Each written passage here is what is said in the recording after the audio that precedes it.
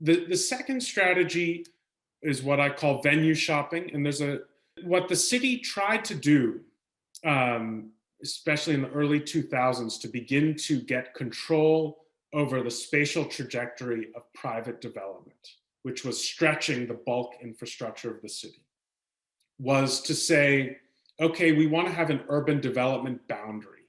And this, in fact, this was one of the first major attempts of the city at a form of spatial transformation, though it's a really kind of light touch approach compared to other things that have been discussed within the frame of things like corridors of freedom, which became more popular in the 2010s and things like that. But so the city had an urban development boundary, but private developers wanted to develop in, kind of emblematic areas, either in the west of the city or in the far north of the city. And they wanted to develop in areas beyond the urban development boundary. And what private developers realized is that they could get approvals for their projects from the Gauteng provincial government, essentially bypassing the city government. So eventually, that's what I mean by venue shopping. They could choose their venue from which to secure a project approval. So the city eventually took the province to court, and this all related to a national law, the Development Facilitation Act.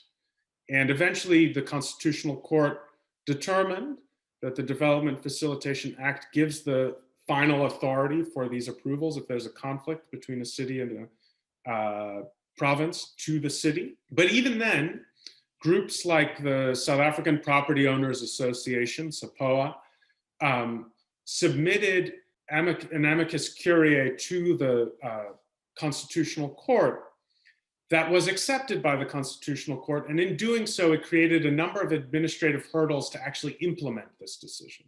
So things like setting up an independent planning tribunal that could assess these permits in case of a conflict between city and province took many years, and actually the full court decision has yet today to be fully implemented by the city government. So these are, what I'm trying to draw out for you in describing this is that there are path dependencies from relatively early conflicts in the post-apartheid history that continue to play out today in terms of the capacity of the city government. And just the one kind of twist that I would put at the end, and this is kind of like this is beyond the scope of the paper, which ends more or less in 2016 with the end of unified ANC control of the government and the local government, is that by the end of this period, when you're getting into the mid-2010s and into 2020, you have a much more kind of open relationship between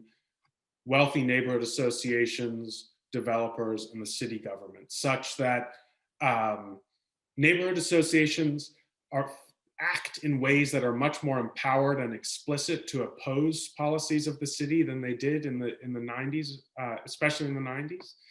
And you have a much closer kind of relationship, actually, between the city government and the property developer sector, which is very different than the kinds of relationships between developers and city government that I found in the period that I was looking at ending in about 2016. So why was Joburg chosen as the site for this inquiry? What is it about Joburg's history that makes it the perfect place to explore the concept of weapons of the strong?